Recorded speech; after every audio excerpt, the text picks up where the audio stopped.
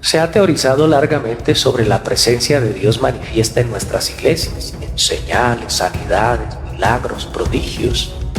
Muchos buenos ministros han logrado traer esa presencia manifiesta, no sin la correspondiente crítica de un sector que es más bien cesacionista y no quiere esas manifestaciones, o quizá el abuso que se ha hecho de aquellos que las tienen ha hecho que muchos entren en pánico y no quieran tener esa presencia manifiesta. Yo no soy de ese sector. Yo creo como Moisés que tenemos que proteger esa presencia de nuestra terquedad y de nuestra carnalidad. Moisés hizo algo, tomó su propia tienda y la sacó. Él quería mantener esa relación que tuvo con el Señor en el monte Sinaí. Él todavía nos anhela en el Nuevo Testamento celosamente. Él todavía quiere tener comunión con nosotros y nos ha puesto algunas señales que manifiestan que no le gustan algunas cosas nuestras. Claro, ahora nosotros somos esa tienda portadora de esa presencia, somos ese tabernáculo de su morada, somos ese templo del Espíritu Santo, pero nos ha dejado un GPS, algo que nos guía, nos quita la paz, nos constriñe para que entendamos que hay cosas que no le gustan a Él y que le apagan, que le contristan, como la murmuración hacia otros ministros, como que no pagues tus cuentas, como que pienses que tu vida eclesial es diferente a tu vida civil. No tenemos una vida segmentada, no es una sola. Estamos delante de su presencia y hoy te desafío a que cuides esa presencia de Dios para que sea manifiesta, para que sea visible, para que hagas que Jesús, para que hagas que el Espíritu Santo y el Padre sean deseables para aquellos que no le conocen. Saludos desde el Parque del Amor. Bienvenidos.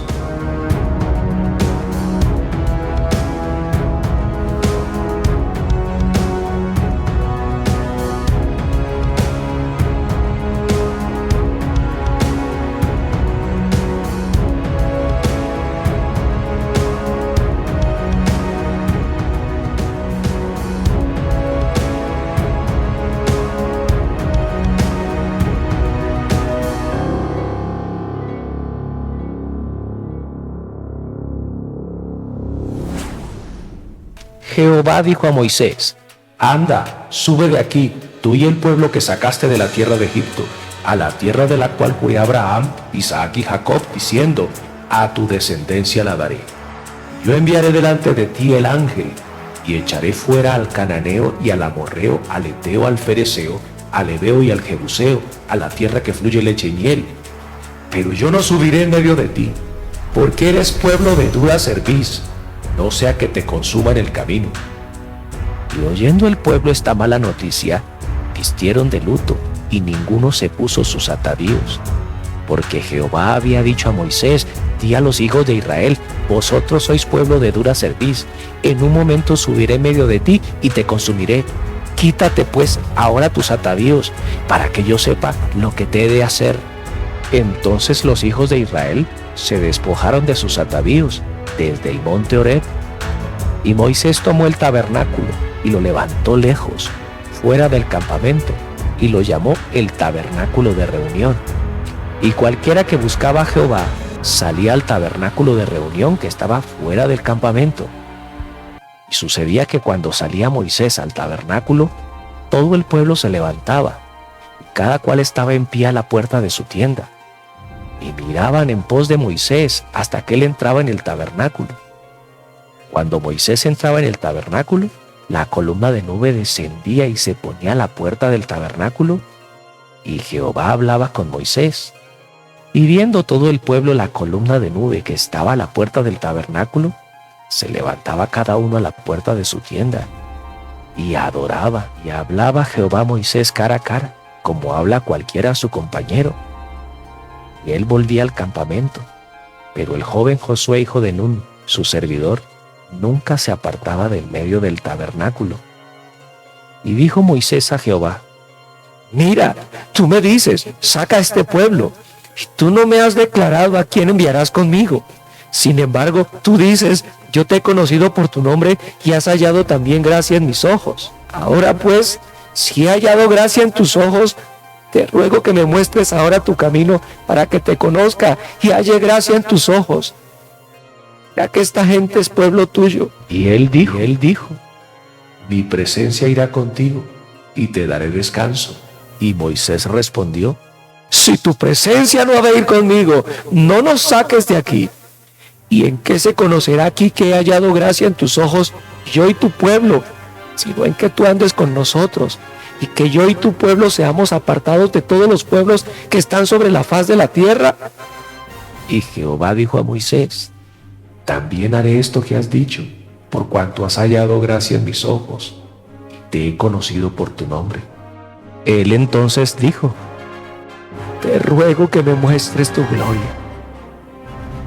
Y le respondió, yo haré pasar todo mi bien delante de tu rostro, y proclamaré el nombre de Jehová delante de ti, y tendré misericordia del que tendré misericordia, y seré clemente para con el que seré clemente. Dijo más, No podrás ver mi rostro, porque no me verá hombre y vivirá. y dijo aún Jehová, He aquí un lugar junto a mí, y tú estarás sobre la peña. Y cuando pase mi gloria, yo te pondré en una hendidura de la peña, y te cubriré con mi mano hasta que haya pasado. Después apartaré mi mano, y verás mis espaldas, mas no se verá mi rostro.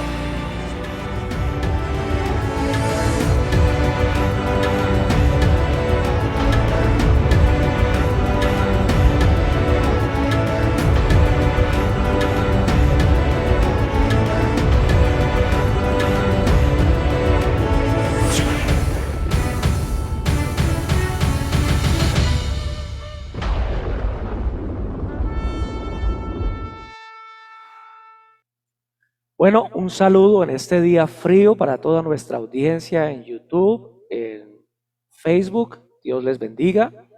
Quiero compartir hoy la presencia de Dios hoy. Hay una diferencia entre lo que vemos con Moisés y lo que vemos hoy. Y yo quiero hoy sensibilizarlo a esa presencia de Dios. Yo le pregunto, ¿hace cuánto no siente usted al Espíritu Santo? ¿Cuándo fue la última vez que tuvo una experiencia con Él? Porque cuando a mí no me pasa ninguna cosa, yo me preocupo. ¿Qué le hice? He leído que a veces Él se hace desear, como lo vemos en esta escena con Moisés. Dice, yo no voy. Y da sus razones, es que son tercos de dura cerviz y con ese carácter no puedo. Él es santo y Él no va a dejar de ser santo por la necedad suya. Usted se vuelve santo, pero Él no se vuelve necio. El camino suyo es hacia la santidad, no Él hacia la necedad. Y quiero compartirle esto porque la verdad quiero que tenga tiempos donde usted vea su gloria.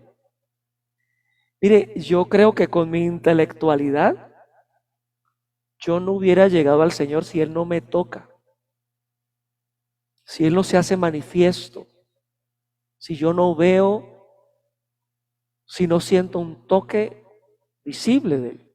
Yo le he contado muchas experiencias. Tenía una hernia discal y empecé a servirle con todo mi corazón, pero me dolía mucho. Y pegado a una columna de la iglesia le dije, Señor, si usted no me sana, yo no puedo seguir. Y en ese momento sentí que traqueó mi espalda, como que se hubiera enderezado mi columna. Seguí sirviendo hasta el final. Él hace esas cosas. Llegué con una masa en la mano y al adorarle, no sé a qué hora me la quitó. Solo sé que cuando siempre me la tapaba con la camisa, me daba pena. Y cuando salí, no la sentí. ¿Qué pasó? Mientras adoraba, me sanó. He tenido momentos fuertes de confrontación. Una vez mi pastor le dio por orar con los 10 mandamientos, de esas cosas que les da a los pastores así locos. Y se me paró enfrente y me dijo, usted va a orar con el no cometerás adulterio. Claro, yo estaba enredado con algunos romances y me puso a orar con ese. Cuando yo comencé a orar con ese mandamiento, empecé a gritar y a arrepentirme, pero me fui contra el suelo y quedé como atornillado contra la baldosa, no podía levantarme. Empezó a salir una espuma de mi boca, mi cuerpo quedó entumecido. ¿Usted cree que yo volví a ser igual después de esa? No, no. Me quedó claro que a Dios no le gusta el adulterio. Me quedó claro que estaba endemoniado. Él me tocó, su misericordia me alcanzó ese día y sé que yo no puedo olvidar ese momento. Y no es que a uno no le den ganas de adulterar. El temor de Dios ya está en mí, por eso no lo hago. No tengo un pastor que me esté dando látigo. Soy consciente ahora de que Él está conmigo y que no me va a dejar ni me va a abandonar. Se lo vuelvo a decir, Dios no te desamparará ni te dejará. Hoy realmente es ligeramente diferente. Quiero contarte que en el caso de Moisés, él oró conforme a su voluntad y Dios le contestó conforme a su voluntad. Recordemos que Moisés comienza a orar y Dios responde conforme a su voluntad. Es curioso que Moisés le dice en el verso 14, acuérdate de Abraham, de Isaac y de Israel, tus siervos. Si usted lee el contenido de la oración, y él, recordemos que estaba un poco con incertidumbre de saber si Dios me oyó o no me oyó, porque para ese entonces la Biblia no estaba escrita. Entonces vuelve y sube al monte, y al subir al monte, pues Dios le contesta y le responde conforme a su voluntad otra vez. Y quiero establecer el primer principio de la mañana. Dios oye conforme a su voluntad, contesta conforme a su voluntad. Hay principios que uno activa y sencillamente Dios responde. Ya le conté uno, el de mi hija. Yo he orado y he hecho lo que la Biblia dice. Yo tomé esa decisión un día. Yo no le voy a dejar a mi hija a ningún pastor. Es mi hija, a mí me van a llamar a cuentas por ella. Yo le voy a predicar el evangelio. Y tomé esa decisión, siendo ella muy chiquita, de leerle un capítulo diario. Y ella pues estaba muy chica, quizá la mitad de las cosas no las entendía, pero yo tomé esa decisión. Porque Deuteronomio 6 dice eso, que Dios nos entregó los hijos a nosotros y que somos nosotros los que tenemos que instruirlos andando por el camino al acostarnos y al levantarnos. Ahí dice así. Entonces yo dije, yo voy a hacer eso. Y efectivamente le leí Génesis, cogí las cobijas y cuando Abraham amarra a su hijo en el altar, yo la amarré a ella ahí y le dramatizaba la cosa y le decía, y él lo iba a matar y ella, ay papá, lo iba a matar. Y nos poníamos muy dramáticos a la hora de ejemplificar la palabra. Y yo recuerdo que en una ocasión, entre tantas cosas, me preguntó sobre el infierno. Y yo abrí la Biblia y yo le enseñé a mi hija qué dice la Biblia del infierno. Esa palabra la redargulló tanto que ella me dejó, salió corriendo, se aferró a la falda de su mamá y gritaba y decía, mamá, yo no quiero ir al infierno.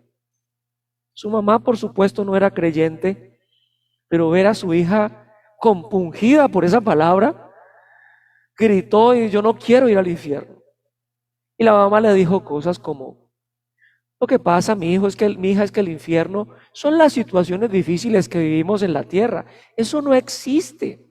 Tu papá que se metió a la religión toda loca y que te está poniendo terrorismo en el corazón, pero tranquila, mija. Y ella volvió medio consolada, me dijo, ¿de verdad, papá, que el infierno es real? Le dije, sí, claro. ¿Cómo hago yo para no ir a ese lugar? Yo abrí la Biblia Y le dije, Romanos 10:9 dice que si confesares con tu boca que Jesús es el Señor y creyeres en tu corazón que Él le levantó de los muertos, serás salvo. Y me empecé a explicarle cuando me interrumpió y me dijo, papá, ya podemos hacer la oración. O quien dice, me urge no pasar un minuto sin estar con Él. Y efectivamente Hannah salió conmigo al parque, levantó sus manos regordetas y ahí entregó su vida al Señor. Y empezó a vivir la persecución que viven todos los cristianos. La tía del segundo piso, cuando salíamos a la iglesia, decía, adiós panderetos. Y ella me dijo, no quiero volver a la iglesia. Le dije, mi amor, yo no te voy a obligar a ir para la iglesia por un tiempo. Yo soy tu papá y podría. Pero voy a usar la Biblia siempre. Yo voy a predicarte. Vamos a la iglesia porque la Biblia dice esto de la iglesia y esto de la iglesia. Pero yo soy tu pastor principal. Y a los 15 días me dijo, papá, extraño la iglesia. Yo tan tonta. Mi tía solo es mi tía. Yo quiero ir contigo otra vez. La pasaba bueno allá. Y desde ese entonces ella no sale de la iglesia.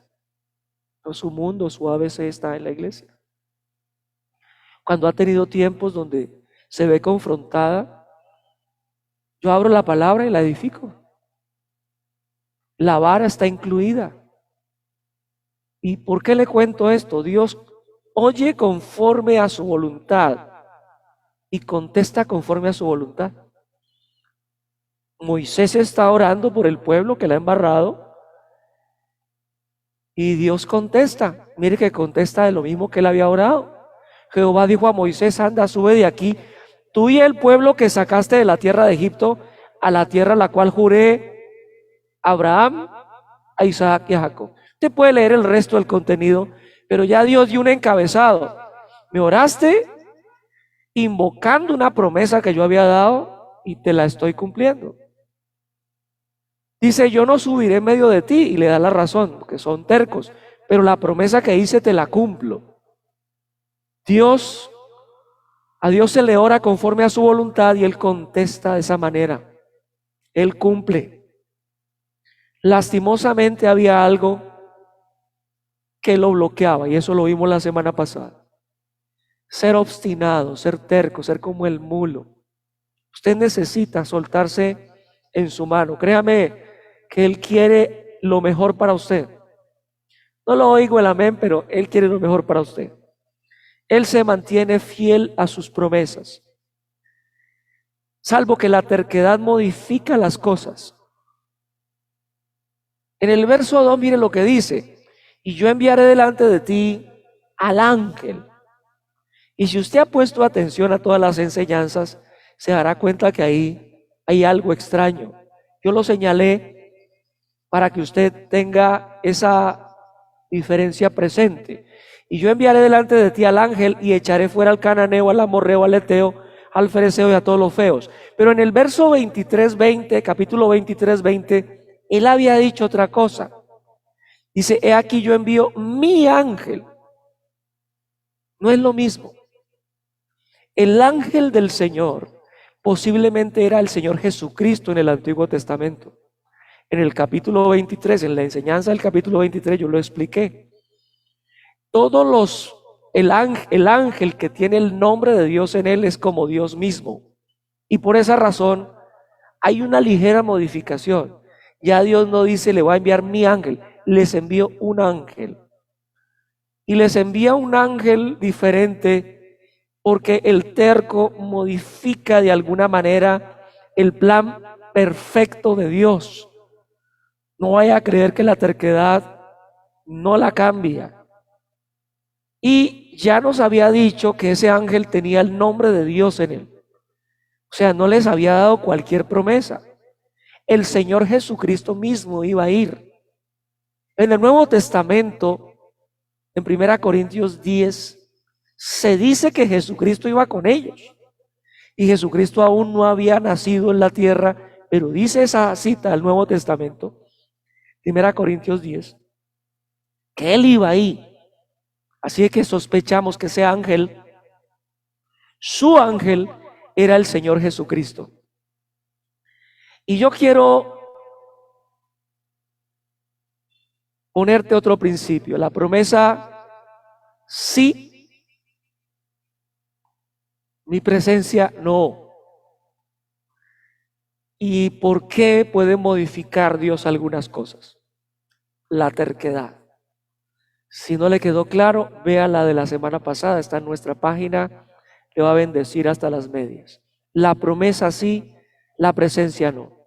Él es santo, va a seguir siendo santo, y la santidad de Dios es peligrosa. Dice el verso 3, yo no subiré en medio de ti, eres pueblo de dura cerviz, no sea que te consuma en el camino.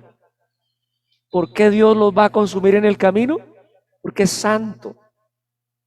Yo alguna vez, creo que es en el capítulo 19 del Éxodo, expliqué que la santidad de Dios que es como el sol. Usted mientras más cerca está el sol, la zona más aledaña es más caliente y por supuesto más peligrosa. La cercanía con Dios es peligrosa. Usted, si quiere caminar con Dios en el Antiguo Testamento al menos, va a tener que aprender a andar en santidad sí o sí. Dice en el Nuevo Testamento Pedro esto: si como aquel que os llamó es santo, sed también vosotros santos en toda vuestra manera de vivir, porque escrito está: sed santos porque yo soy santo. Y si invocáis por Padre a aquel que sin acepción de personas juzga según la obra de cada uno, conducidos ¿de qué manera? En temor todo el tiempo de vuestra peregrinación. Note que no estoy leyendo el Antiguo Testamento. La presencia de Dios es de respeto. Pensamos que como es gracia, no necesitamos andar en santidad. Hablemos de ese segundo principio. Si quiere la presencia de Dios, tendrá que imponerse la meta de caminar en santidad. Vino a Él, gloria a Dios, pero la santidad de Él es peligrosa y necesitará ponerse esa meta de irse ajustando cosas, ajustando detalles en su vida. Claro, por supuesto, Dios le va a tener paciencia en su camino, como me la tuvo a mí, que no tenía principios bíblicos. Yo me acuerdo que yo le he contado, yo pataleé con la casada, con Patti, pero no era lo único. Era muy indolente con cosas. Dios me llevó a tener un tiempo sin trabajo, la que trabajaba era Patti. Yo me volví ama de casa, amo de casa. Y tuve que lavarle los pantalones a la Patti y hacerle el almuerzo y saber que la esposa, caramba, trabaja muchas veces más que uno. Entender que cada detalle que ella te pone en la mesa tiene un valor. Un valor. Yo tuve que aprender eso en los primeros años de mi caminar con Dios. La Patti es muy creativa. No teníamos muebles y se hizo una sala con cajas de cartón. Quedaron muy buenas. La gente elogiaba mucho esa sala. Era toda una diseñadora la Patti. Ella le gusta hacerlo. Tocó apreciar esos detalles de ella. Llega uno a pensar que el sofá es el lugar donde uno tiene que estar y a manejar el control remoto y nada más. A duras penas lava el carro. Yo tuve que aprender a caminar con Dios en esa santidad. Mi vida no era santa.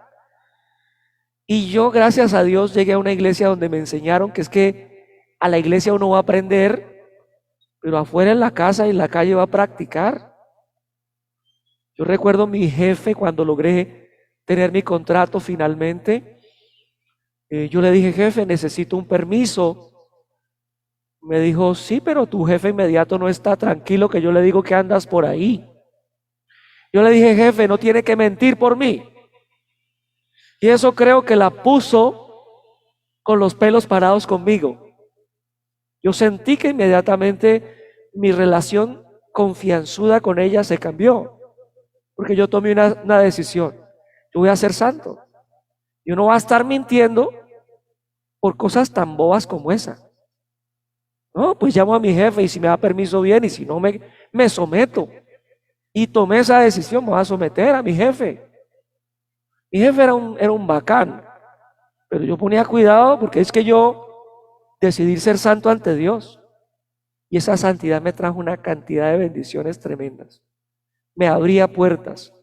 La gente me vio como una persona de confianza, que se podía confiar dinero, que se le podía confiar cosas. Si quiere la presencia de Dios, tiene que imponerse la meta de ser santo en las cosas sencillas de la vida.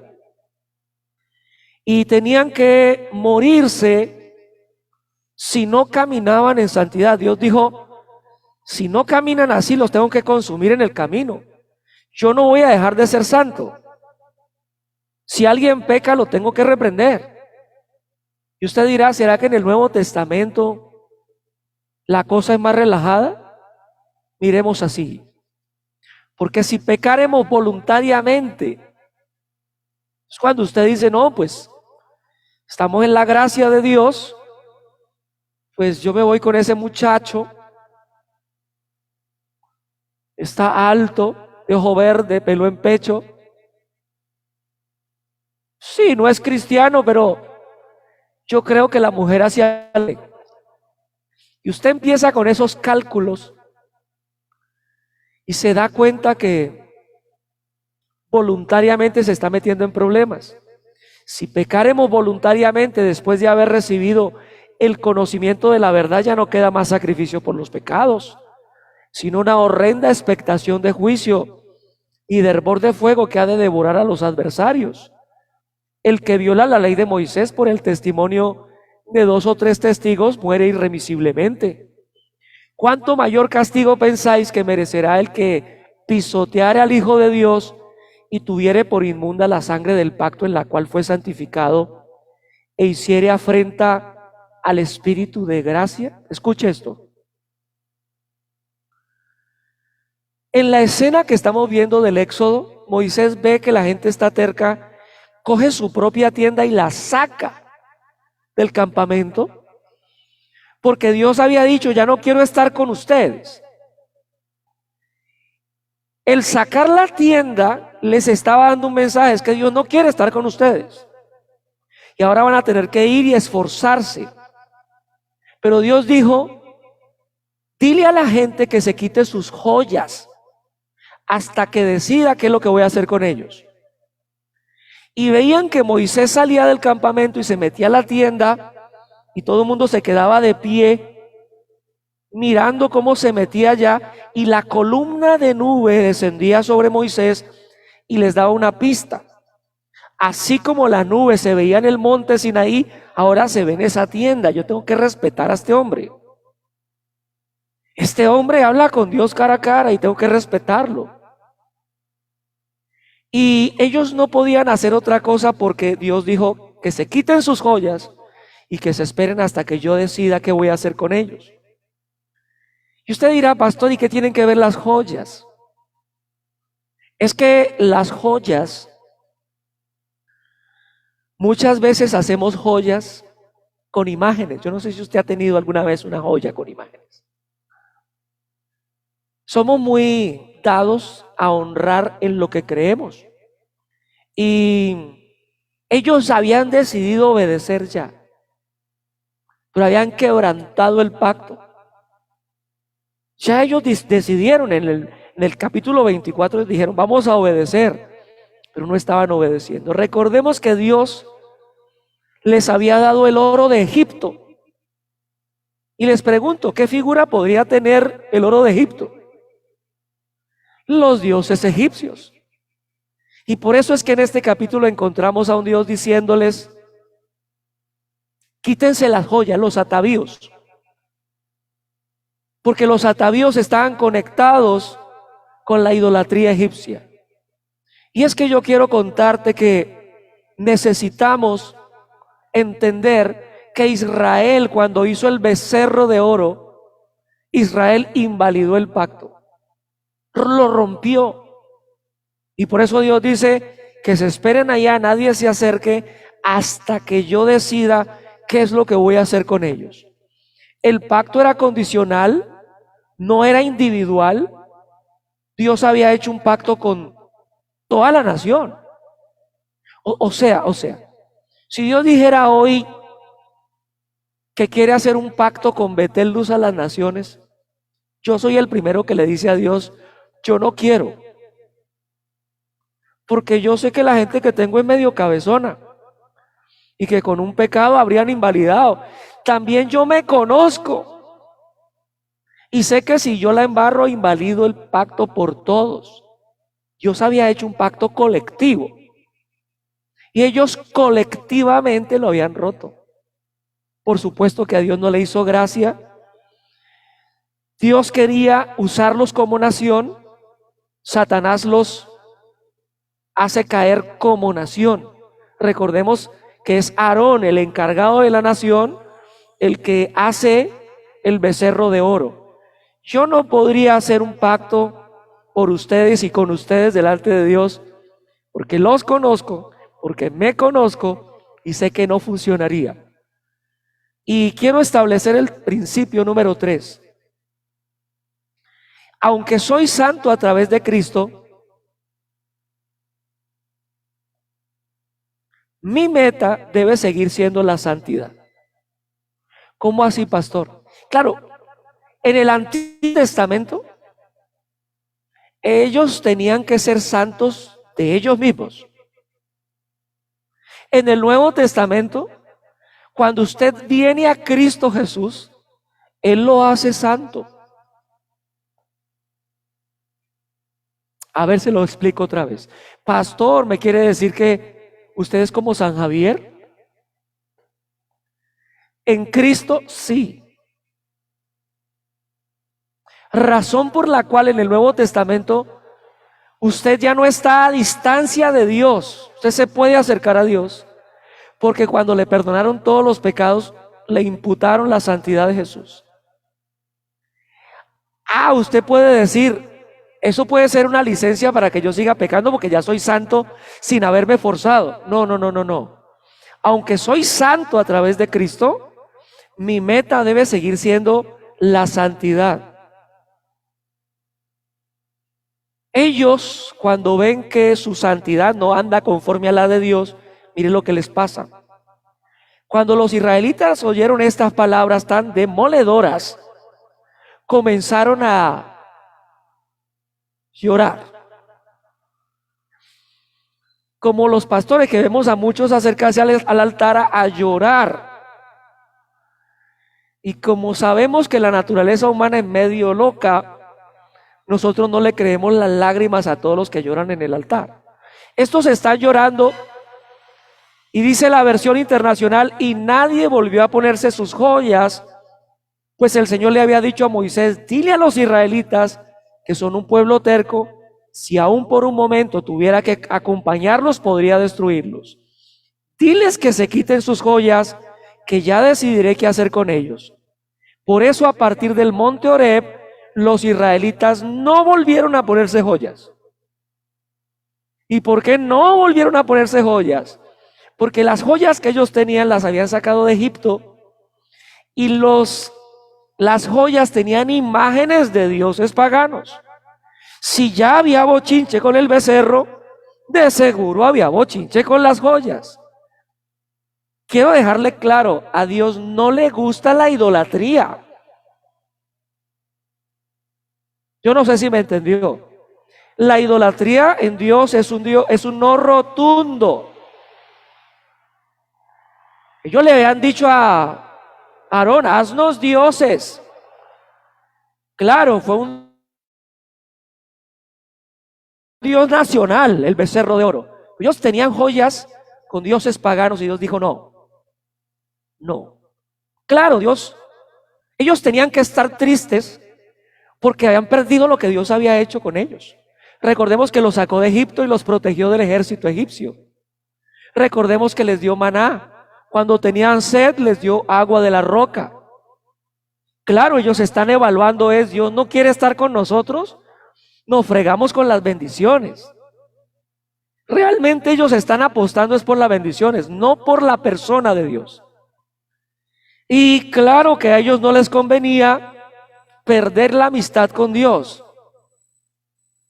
Por supuesto, Moisés había hecho algo y había matado 3,000 personas reprendiendo al pueblo.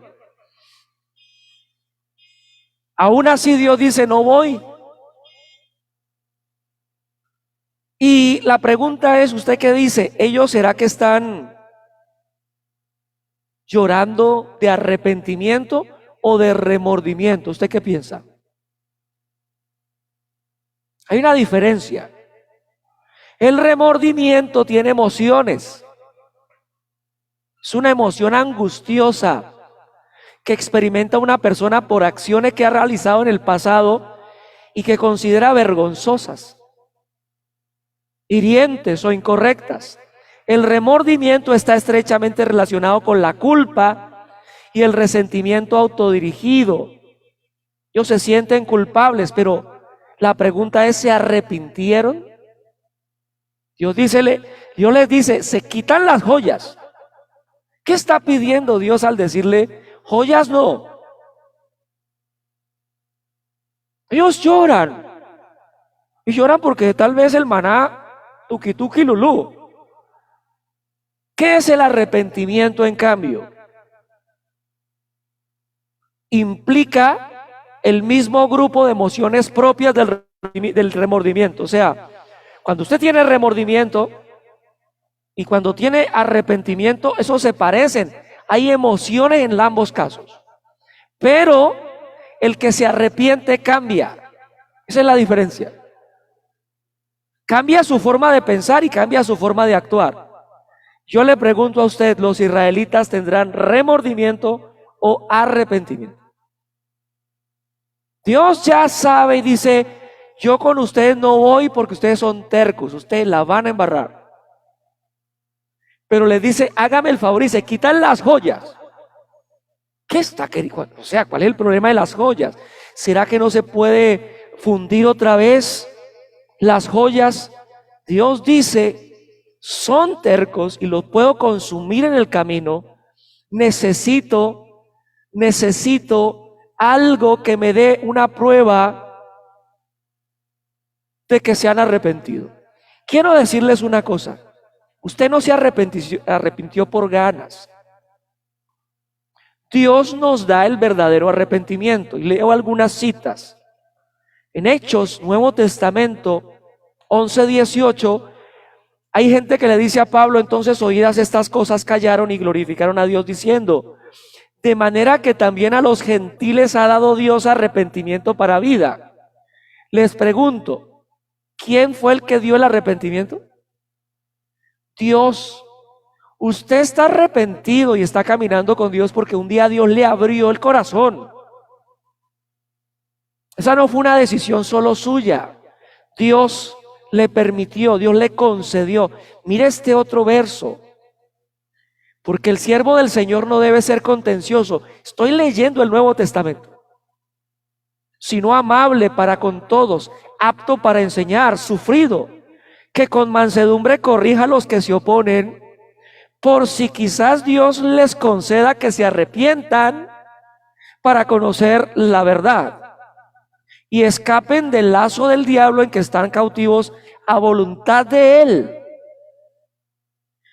De los ministros que estamos en el altar dice que con toda mansedumbre corrija. En la corrección pastoral Dios a veces le abre el corazón a usted para que se arrepienta.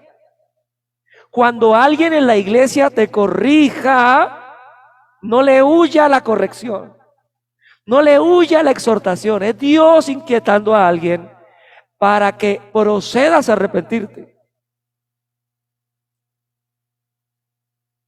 Note que es Dios el que concede eso.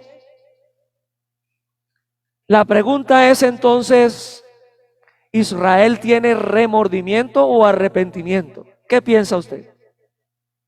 Muy probablemente remordimiento. ¿Por qué Dios dice, verso 5, perdón? El Señor le había dicho a Moisés, diles a los israelitas que son un pueblo terco. Si aún por un momento tuviera que acompañarlos, podría destruirlos. Diles que se quiten esas joyas, que ya decidiré qué hacer con ellos. Otra vez vuelvo a lo de las joyas. ¿Qué quiere hacer Dios con las joyas? ¿Qué quiere Dios con esa petición de que vea, las joyas las quitan?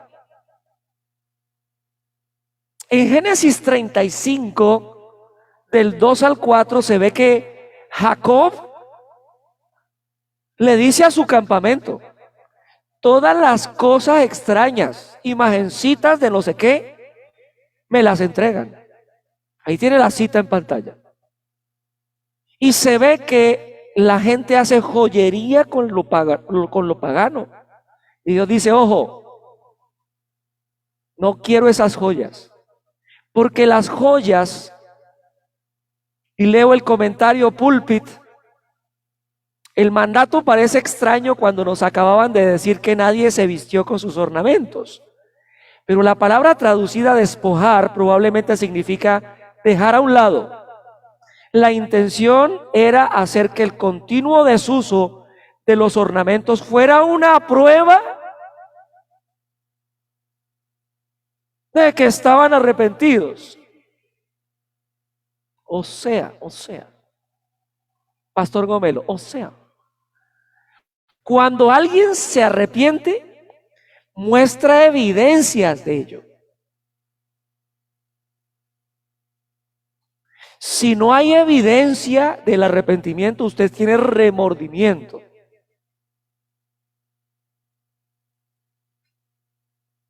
Tiene que haber evidencia. Las mujeres que han sido engañadas. El tipo llegaba sospechosamente tarde, lo pilló con las manos en la vieja, pasándola bueno.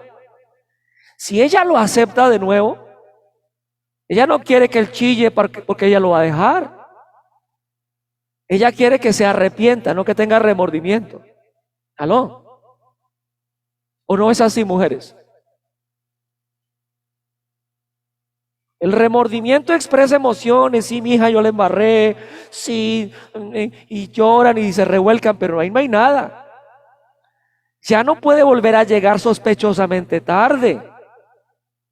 Ya no puede llegar oliendo a leña de otro hogar. Ya no puede.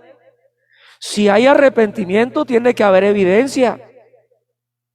¿Cómo así que Moisés les destruye el becerro y siguen cargando medallitas de dioses paganos? No, yo no quiero eso. Y en el libro de Josué, usted va a ver en el capítulo 6 y 7 que un hombre llamado Acán coge en la conquista de la tierra prometida un lingote, un manto babilonio, y lo encaleta entre sus enseres. Y Dios le dice, hay alguien que guardó objetos malditos en sus enseres. Hay objetos que Dios toma como prueba de que no te has arrepentido. ¿Qué hace usted con esa sábana de ese novio que le puso los cuernos y le puso instalación navideña a esos cuernos? Yo me acuerdo que claro, la Pati era un poco celosa. Y yo decía, ¿por qué tiene mi esposa celos? Yo estoy andando bien. Y le dije, Señor, esto tiene que ser espiritual. Me puse a orar y el Señor me mostró en un sueño que yo tenía una cajita muy guardadita por allá, dentro de mis enseres. Y ahí tenía todas esas novias sinvergüenzas en unas poses bastante reprochables. Y yo dije, este objeto está conectando con un pecado que yo tuve. Las joyas de los israelitas conectaban con su pecado. Había que botar eso. Esas fotos que yo tenía que deshacerme de eso. Claro, eso estaba allí como un argumento espiritual que no la dejaba tranquila. Yo boté todas esas fotos y le cuento que la Pati se volvió un gatito. Y yo decía, pero ¿qué es esto? ¿Qué es esto? De verdad, yo sentí un cambio espiritual en mi casa cuando me deshice de esos objetos. Esa camisa que usted le prestaron y no regresó, ya se la robó. Eso allí conecta con tu pecado. Yo tenía una sábana de una virginal novia que se entregó a mí con todo su cariño y me dijo, y guarda esta sábana para que te acuerdes de mí. Y claro, eso estaba dentro de mis enseres, eso conectaba con mis pecados pasados. Tuve que decirle a la sábana, chao sábana, a la basura. Las joyas de ellos conectaban con su pecado y Dios dijo, no quiero. Si se arrepintieron, tiene que haber evidencia. No oigo el amén. Si usted se arrepintió, tiene que haber evidencia de que usted anda diferente. ¿Qué hace usted con esas fotos de ese novio y ya se casó con otro? Dígame. Ok, si usted honra su memoria porque se murió, que tiene hijos con esa persona, ok, hasta aguantable. Pero usted tiene que evaluar si usted se conecta otra vez con su pasado, con esas fotos, con esos recuerdos. Hay cosas que se tienen que ir de su casa. ¿Quiere que Dios camine con usted? Va a dejar la terquedad, número uno, y va a dar evidencia. Claro, Dios les dice, estoy orando allá a la puerta del tabernáculo, chillando allá. Muy bien, demuéstreme que lo que está sintiendo tiene una evidencia material. Demuéstrenmelo. Ay. Número 5. Lo que Dios les está diciendo, quiten todas las cosas que los conectaron con su pecado. Quiten las cosas que conectan con su pecado. Y ellos toman sus decisiones. Por eso, a partir del monte Horeb, los israelitas no volvieron a ponerse sus joyas. Finalmente como que la recibieron y dijeron, caramba, esto está conectando con la bobada que le hicimos a Dios. ¿De dónde saca Juan este mandato? Recuerden que Juan era de los que, a todos los que venían al culto de Juan, los llamaba y les decía hipócritas. Y uno decía, pero ¿por qué los maltrata si ya llegaron al culto? Y él les decía, ya aprendieron a huir de la ira venidera, ya aprendieron con otro rito más. No, Señor, hagan frutos dignos de arrepentimiento. O sea, muestren evidencia de que realmente lo que están sintiendo es verdad. Y claro, Moisés toma el tabernáculo, lo levanta lejos, fuera del campamento, posiblemente su propia tienda, y cualquiera que buscaba a Jehová salía al tabernáculo de reunión que estaba fuera. Usted me preguntará, pastor, en el Nuevo Testamento, ¿cómo es? Dios siempre, o sea, con sacar el campamento, se estaba dando una señal. Los pecados siempre ponen división entre Dios y los hombres. Así pasó en el huerto del Edén. Cuando ellos pecan, Dios dice, tienen que ir. Ya no pueden estar conmigo. Y ya no pueden estar, y Dios siempre se ve que saca a las personas. Cuando Dios dice, ya veré qué hacer con ellos, dejó una luz de esperanza. Como que había una espera para ver si habían evidencias del arrepentimiento. Dios les estaba dando la exhortación, un hombre que les exhortó, que fue Moisés. Los elementos estaban dados. Ahora ellos tenían que mostrar, dijo, ya veré qué hacer. O sea, Dios se hizo desear.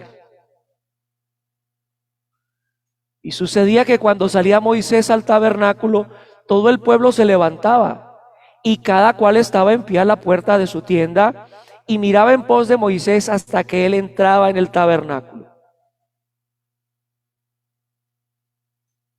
Cuando Moisés entraba en el tabernáculo, la columna de nube descendía y se ponía a la puerta del tabernáculo. Y Jehová hablaba a Moisés, y viendo todo el pueblo la columna de nube que estaba a la puerta del tabernáculo, se levantaba cada uno a la puerta de su tienda, y ahora sí no había que pedírselos, ahora sí adoraba. Esa fue la ruta para ablandar el corazón. Si usted dice que se convirtió al Señor, usted tiene que estar luchando con el resentimiento. Usted no tiene que estarse cruzando la calle cuando esa persona que lo ofendió no tiene por qué estarse cruzando la calle. Por el contrario, vaya y salude. Jesucristo dijo, si usted ama a los que los aman, ¿qué está haciendo de más? Usted no está dando evidencia. Es que usted ya vino a Cristo y usted sigue hablando a los madrazos. Usted tiene un problema. Usted es un hijo del diablo encubierto probablemente. Sí, encubierto. Y quiero mostrarle, en el Nuevo Testamento, nosotros no hablamos cara a cara con Dios. Moisés sí. Dice que hablaba Moisés cara a cara como hablando a su compañero. En el Nuevo Testamento, mire cómo es. 1 Corintios 13:12 dice, ahora vemos por espejo oscuramente, mas entonces veremos cara a cara. Ahora conozco en parte, pero entonces conoceré como fui conocido. Moisés podía hablar con Dios cara a cara. Nosotros ya no hacemos eso. Moisés tuvo un privilegio altísimo y hablaba Jehová a Moisés cara a cara. Nosotros tenemos que esperar nuestra redención para poderlo hacer. Moisés tuvo el privilegio de hablarle a Dios cara a cara. La pregunta es, pastor, ¿y cómo es ahora? Porque Dios dijo, no quiero ir. Yo no voy con gente terca, no voy con gente que no tiene evidencia de que se ha arrepentido. ¿Cómo es en el Nuevo Testamento cuando usted ha venido a Cristo? Dice Mateo 28, id y haced discípulos a todas las naciones, bautizándolos en el nombre del Padre y del Hijo y del Espíritu Santo, enseñándoles que guarden todas las cosas que os he mandado, y aquí yo estoy con vosotros todos los días hasta el fin del mundo. Es distinto.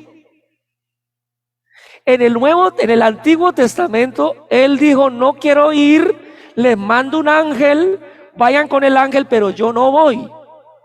En el Nuevo Testamento, por recibir a Jesús, dice, yo estoy con ustedes para siempre, no los dejo. No se alegra por eso. Yo estaría pegado del techo. Sí, Señor. Y es que nuestra posición en Cristo, recuerden que Él es santo, ellos pecadores. El santo, ellos pecadores. Claro, eso era una bomba de destrucción. Dios tenía que resolver, además de los pecados, la santidad había que resolverla. Ellos no eran santos. Cuando usted viene a Cristo Jesús, Dios le dice, ok, si tú aceptas que Él pagó por ti, yo te imputo una santidad que no es tuya, es de mi Hijo. Y a través de la santidad de mi Hijo te puedes acercar. Leo la cita. Esta cita es a la iglesia de Corinto, donde habían afeminados, donde habían borrachos, adúlteros. Era una iglesia, pero bien tremenda. Miren lo que les dice a la iglesia de Dios que está en Corinto: a los santificados en Cristo Jesús, llamados a ser santos con todos Los que en cualquier lugar, ahí estoy yo, aquí está Betel, invocan el nombre del Señor Jesucristo, Señor de ellos y nuestro. Santa Karime, Santa Laura, San Diego. ¿Usted ya se vio lo necio que es? Que usted no puede ser santo por usted. Tiene que venir Cristo e imputarle ese título de santo. Es por eso que Dios dice, ya se pueden acercar, yo voy a estar con ustedes siempre. ¿Aló? ¿Está alegre por eso? Son buenas noticias. Cuando escribió a la iglesia de Colosas, los trató como santos. Pastor, pero yo pensé que los santos eran esos que después de muerto hacían milagros. Sí, eso se pensaba hasta que la Biblia fue leída. Y no solamente hay un verso, hay muchos versos que prueban que somos santos por Cristo. Por Cristo. Leo este me gustó mucho. Y yo rogaré al Padre y os dará otro consolador para que esté con vosotros para siempre. Cuando Cristo vino, resolvió el problema del pecado, resolvió el problema de la santidad y dijo Dios, ahora puedo estar con ustedes para siempre. Y entonces, ¿por qué si está Dios con nosotros para siempre, no se nos ve milagros, no se nos ven señales? ¿Por qué? ¿Qué pasa ahí? Si fuéramos infieles, Él permanece fiel, Él no puede negarse a sí mismo. Miren todas las promesas tremendas que hay. ¿Por qué rayos, pastor? Él dice que va a estar con nosotros para siempre. No se nos ve la presencia de Dios. De hecho, este verso dice, acerquémonos pues confiadamente al trono de la gracia para alcanzar misericordia y hallar gracia para el oportuno socorro. Los israelitas miraban de lejos que Moisés disfrutaba, uno nomás. Pero en el Nuevo Testamento dice, no, si están en Cristo, yo estoy para siempre con ustedes. Son santos, acérquense con confianza. ¿Por qué rayos no se nos ve? Le voy a dar algunas pequeñas razones por qué no se nos ve. La persona que nos dieron para que nos acompañara es el Espíritu Santo. Y Él es una persona que se pone triste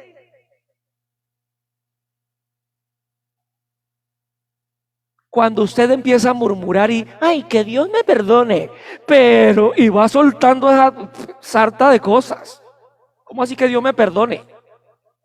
Y la va soltando sin voltaje, sin filtro. Y va soltando murmuraciones contra otros hermanos. Yo no sé si usted ha sentido el jalón. Yo a veces estoy en mitad de una conversación y digo, oiga, perdóneme.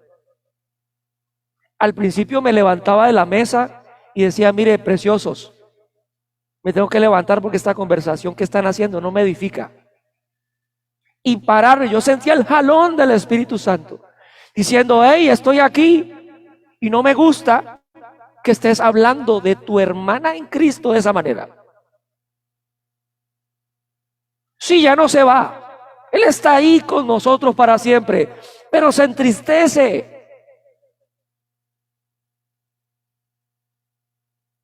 Pablo dice esto también, no apaguéis al Espíritu.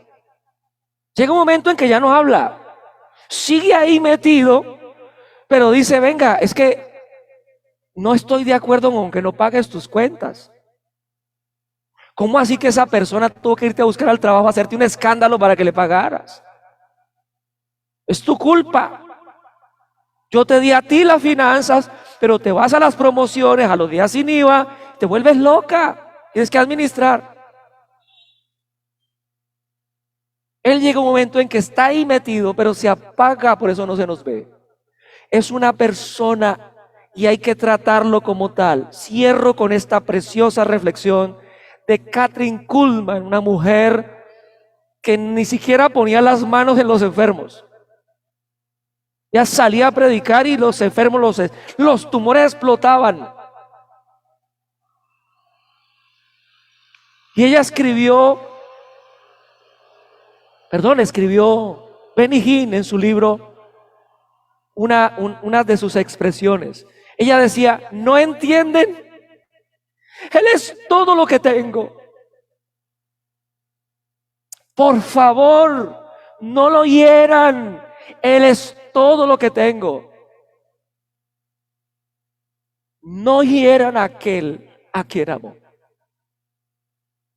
Cuando ella entraba con su bata larga al escenario, todo cambiaba.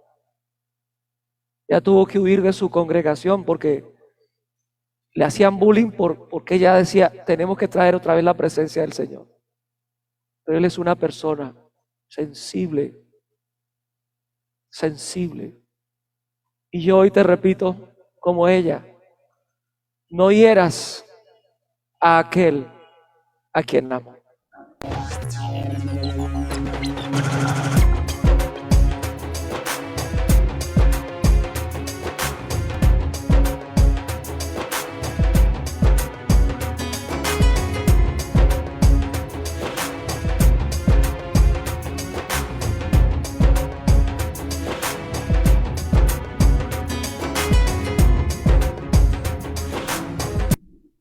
Y si usted me oyó todo esto que le he dicho esta mañana, necesito hoy que tome una postura diferente al Señor. Cierre sus ojos. Yo quiero desafiar a mi congregación, la que está hoy delante de mí. Todo aquel que dice: yo voy a cuidar mi relación con el Espíritu Santo. Yo quiero ver sus milagros, yo quiero verlo. Yo quiero verlo en mi matrimonio, quiero verlo en mis finanzas. Venga a esta línea, acá adelante, por favor. El que dice: yo me desafío a buscarlo. Tome una decisión esta mañana. Usted dice: yo voy a buscar en mi ser, yo voy a buscar en mi vida lo que está mal. No tiene que venir porque los demás están viniendo. Tiene que ser honesto. Padre Celestial, en el nombre de Jesús, reconozco mi necedad. Vamos, yo quiero que usted, por favor, comience a orar ahora mismo. Haga su oración allí, el que está en línea, incline su rostro. Yo quiero que usted sea sensible a lo que ha pasado hoy. Y usted diga hoy: Señor, no te quiero perder. Yo quiero caminar contigo. Muchas personas en el Antiguo Testamento caminaron con Él y vieron milagros, vieron una vida sobrenatural. Y yo quiero exhortarle a que camine sobrenaturalmente con Dios. Padre, aquí está mi vida. En el nombre de Cristo Jesús. Tú la conoces, que no toma muchas decisiones. En muchas ocasiones sigo siendo el mismo, todavía arrastrado en muchas situaciones porque no hago lo que tú dices, sino lo que me parece. Hoy, en el nombre de Cristo Jesús, te pido que me perdones. Vamos, en el área que Dios le habló hoy, quizá es murmurador. Vamos, quizá es una persona que definitivamente le cogió pereza a las cosas de Dios por malos testimonios de otras personas. Y se ha argumentado esta mañana en no caminar con Él, en no buscar su presencia. Vamos, es el tiempo de soltar eso. Allí bajito, mientras estoy hablando, usted tiene que estar hablando con Él. Señor, te necesito. Hoy te busco en el nombre de Jesús. Hoy te busco, Señor, en el nombre de Jesús. En el nombre poderoso de Jesús te estoy buscando esta mañana. Espíritu Santo de Dios, perdóname por contristarte, por apagarte. Ya no te escucho. Ya a veces quiero la dirección tuya, pero ya no siento ni el jalón en mi corazón. Perdón, Señor. Perdón, Señor. En el nombre de Jesús. Perdón, Señor, en el nombre de Jesús. Quiero que vuelvas.